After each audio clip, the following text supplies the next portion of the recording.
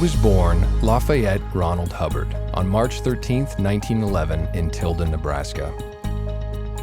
He spent his formative years in a rough and tumble Helena, Montana, where he rode barely broken range broncs at the age of 3.5.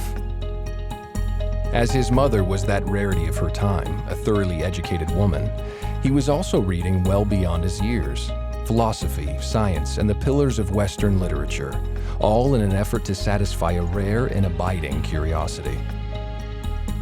As his father was a United States naval officer, he was further afforded a then rare opportunity to travel, crisscrossing America's diverse communities in the teens of the 20th century. At the age of 12, he entered the Boy Scouts, first leading his troop to victory in a regional scout advancement competition, then representing scouting to United States President Calvin Coolidge. But it was his 21 merit badges that most distinguished L. Ron Hubbard at this juncture of his life. For just days beyond his 13th birthday, he became the youngest Eagle Scout in American history. It was another distinction entirely, however, that set him on the first leg of his life's course. Specifically, when an American naval officer who had studied under Sigmund Freud introduced young L. Ron Hubbard to the theories of psychoanalysis.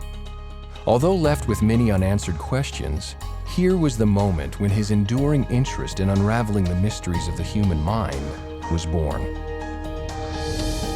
His father's naval career provided the next avenue of inquiry, in particular, a Far East assignment allowing the 16-year-old L. Ron Hubbard a chance to visit Asia.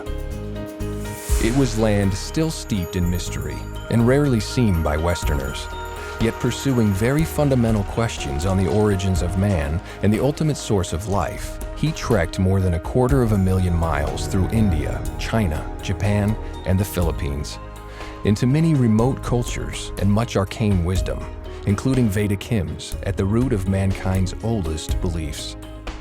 It was also through these travels he gained entrance to forbidden Buddhist lamaseries in China's western hills, and there witnessed wonders beyond any known scientific explanation.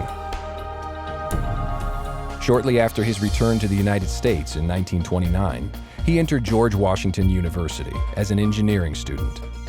It was a rigorous curriculum of scientific methodology, the very tools he needed to examine human thinking with unerring accuracy. Here, too, was one of America's earliest classes on nuclear physics, through which he embarked on yet another investigatory trail, this one to isolate a postulated life source, theoretically detectable in small energy particles. Yet laboratory experimentation was by no means all that occupied his university days.